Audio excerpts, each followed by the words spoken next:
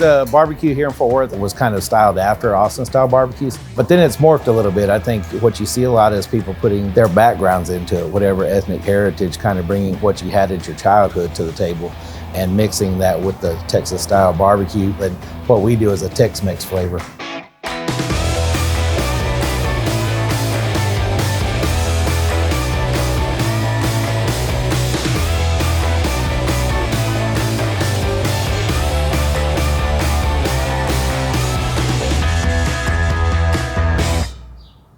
We've got Sammy here trimming briskets. Sammy comes in 3 days a week for us, sometimes 4 days a week, and he's a trimming machine.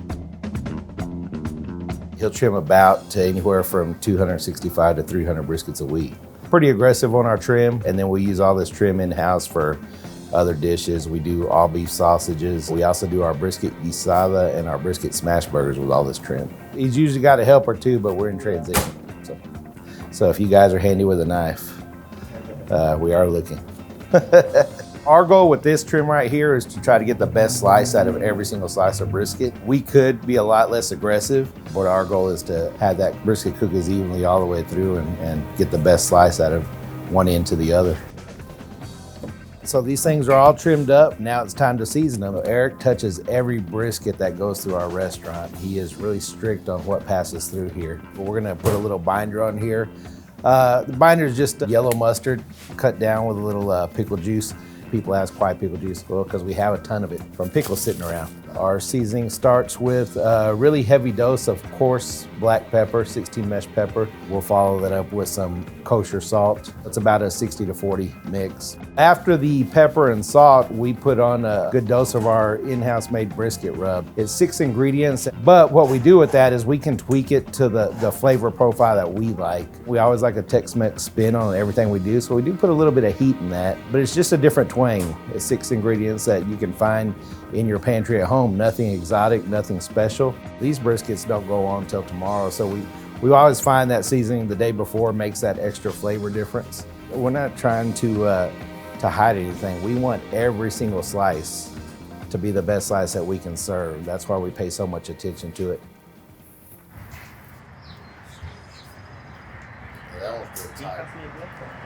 Ernie and I started this back loosely around 2014. We both worked together. He was actually one of my technicians. We worked for an audio-visual company. Ernie and his cousins got in a competition barbecue, and eventually they would ask me to come along if I wanted to come join them, and the story was the same every time. We partied a little too much, got a little too drunk, and didn't turn anything in and burned it up. But when I went out to cook with them, being a project manager, my mind was to put together a timeline and actually turn something in, and then we could have a good time. So first time out all together that we did the competition, we hit Reserve Grand Champion. So we were hooked at that point, and then the barbecue just took off.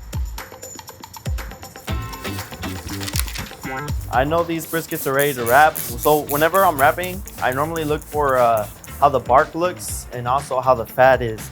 If that fat's real squishy, then it's ready. There's times where a few of the briskets are lagging a little bit, like this one where you kind of push in and it's a little bouncy.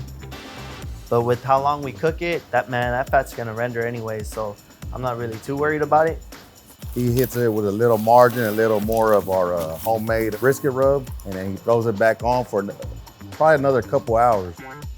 We do take a few of the tips and tricks from our competition world to mix in that flavor explosion, that wow, but leave it subtle enough where you can actually enjoy a whole plate of it if that's what you choose. One of the tricks is a liquid margarine that we use. Right now, a big thing is using liquid tallow, but for us, the liquid margarine just brings a whole nother different flavor. And then one of the things we did in competition was actually re-season our brisket during our wrap process. So we take the liquid margarine for a flavor and moisture booster, and then we re-season our brisket with our in-house made brisket rub to give it one last pop. Because such a long cook, a lot of those seasonings actually do cook off and burn off. So we'll actually apply another layer during our wrap. It's like everyone uses the same concept, but everyone has their own little finishing touches that they do. We really try to buck the trends and pay more attention to what the final outcome is instead of what everybody's doing. So here's our pork butts. We don't really do anything special with our pork butts. We just spray them with the apple cider vinegar and just wrap them. The full cooks them faster because it's just a big ball of meat. Bark's not as important for us on the pork because the paper is permeable. It lets some of that steam escape, so it's still what we call the Texas crunch. It still steams the brisket on the butcher paper, but allows some of that steam to escape to create a good bark, and it's still a crunchy bark. On the pork butt, we've already got that set in. It's not as important to us. We're pulling it apart. We're not doing the perfect slices. As far as volume, we probably do 12-to-1 brisket to pork butt, you know. Yeah, it's just where we're at. They want the brisket. They want it. These foil wrap briskets for our other shop. So these get a little bit different rub, not the fancy stuff. We're not giving it the margarine treatment, the old competition style trick and that twang. It's more of an old school taste and old school flavor, just basic salt and pepper and a little smoke on it. We recently just purchased a second barbecue location. We weren't looking to open up a second Panther City, but it kind of fell into our laps where this barbecue restaurant that has been around in Fort Worth since 1931 came up for sale. We really wanted to preserve the building and the barbecue and the history of that in Fort Worth. So we came up with a plan to keep the old school barbecue flavors and feel, and not only that, but also help keep the price point down the way it's been for years and years. Chopped beef? I got it. Now you're not gonna get 1931 prices, but we will keep it cheaper than what you see on the craft barbecue menu. A lot of the things that separate new school and old school are, for one, the cuts of meat. You know, right now everybody's using a prime meat. It's expensive and it's driven the price up. And in the old school, using cheaper cuts of meat. The processes, the sauces, the seasonings, keeping it simple to getting complex. Here at Panther City BBQ, we use a prime brisket. For downtown, we use a choice brisket, different fat content, so we want to break that down a little bit differently. So we use the foil just to tenderize it up a little bit more. There is a different audience for old school barbecue. Some people really don't like craft barbecue because they want the older school flavors. So we're trying to be mindful of that since we have two locations within close proximity. All right, so we'll check this last rack on here for the other location. This one was a little bit stubborn, so it stayed back, but it looks like we got some good pull on that sucker. We're gonna take this over to the other location and get them put in the warmer and get them ready for service. All right, here's your last rack for the day. All right, man. This business, what was known as Bailey's Barbecue, has been in Fort Worth since 1931. So you'll be able to see the building. It's like stepping into a time capsule. It's still old school. We want to keep that feel. We did rebrand the name as Fort Worth Barbecue Company. We wanted it simple, but we wanted it about Fort Worth, not about us. Right now, everything as you see it is as we bought the building out. We're stepping back into the 30s when we walk back in here. You actually have the smoke from years and years and years accumulated on the walls. There's actually a pretty interesting story back here. I asked the previous owners what's going on with this door right here. And the way it was explained to me that this door was actually had a sign above it that said Negro serving door. It was an alleyway. So as late as mid-1960s, any African-American had to come to this door and was not allowed in the building. So we're actually talking to a group right now to donate it to a museum that's gonna go here in town about African-American history. In our eyes, kind of symbolic, saying the door's out, everybody's welcome to the front door, but it is a piece of history that actually happened. So we wanna be able to share that with people. I need another chop. Chop beef? It's extremely important for us to remember where we're at, remember where our roots are and what was here before us. Old school barbecue gets a knock. You know, people say it's not so good anymore, it's no good, the flavors, the quality. You have to know what you're going for. We wouldn't be here if it wasn't for those guys, the old school styles of cooking. They were taking cheap cuts of meat and making it edible, and that's where it started, preserving meat by smoking it. There was a reason for it. It came out of necessity. And we need to remember that. So it's really important for us to kind of preserve that history. And so we want to pay homage to that through our food and our processes. So the brisket elote is a dish that we do that kind of happened by accident. Back in the food truck days, we had a customer, one of the bar patrons walked up and asked if we had loties.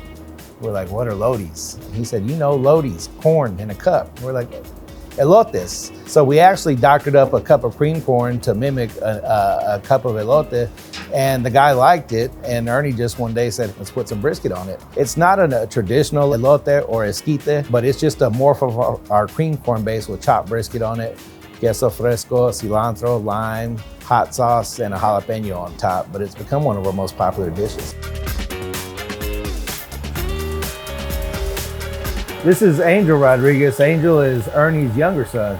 We've got a ton of brisket scrap. So what Angel's doing is grinding that scrap down here, getting ready for sausage making. So we make all of our sausages in-house. Angel will grind this stuff down, mix it with some fat content, season it up, and then he'll get it ready to stuff our 2 in-house blends, which are a jalapeno cheese and a beef garlic sausage. I add water just to make a slurry. Since it's all powder, it really won't mix as well, just to make sure I mix it like thoroughly and evenly. It kind of works across the board for our customers. Our 1 jalapeno cheese blend, it's a really, really spicy sausage. So we use a high temp cheddar and a high temp pepper jack, so 2 different cheeses. And then we use dehydrated jalapeno. Fresh jalapeno for us sometimes releases the oil, and then your heat goes all over the place, sometimes hot, sometimes not.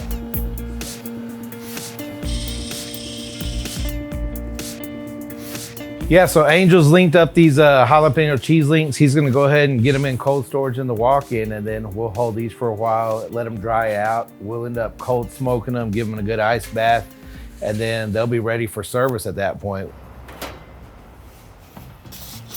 Yeah, all I do to know when the pork butts are ready is if they go in like butter. And like no resistance at all. They just go straight through. It's about 8 a.m. on Wednesday, which is our first day of service for the week. So getting the week started. Eric just pulled off a batch of ribs. I just pulled the ribs off, and I have a little bit of honey mixed in this barbecue sauce. And we're just gonna reglaze the ribs, make it saucy again. The little honey and glaze is something I throw back to our competition style. It's just a really sweet bite, a really pop on it. So we like to put that into the ribs here. A little bit different than a traditional cook, whereas our downtown location, more of a just salt and pepper and no sauce. We like that more of an old school, just a kiss of smoke. Once they rest, they'll tack up so they're not just dripping with sauce. And it's just a really sweet, sweet bite. It's Wednesday, just after 11 o'clock. We've got service pumping, full line out the door right now. Got Christian, who happens to be my son, on the cut block. But you've got the whole team here serving it up. So Eric's here on some sides. We've got the griddle going, tacos and burgers, just everyday barbecue life. That's what we got going on right here. On any given day, we may go through 60, 70 burgers in the lunch service. We keep it a simple burger. It's 2 smashed patties, special sauce on there, pickle and onion, cheese. Very, very simple. It's just an enjoyable burger. I think the mission statement is just to bring people together. That's why we do it. And you know, you hear it a lot, but it really is seeing people happy when they eat. Trying to blow somebody's mind with the flavors you put out there. When we look around and see people sitting at the table and seeing them nod and shake their head and a smile on their face, but bringing groups of people together, that's really what it's about.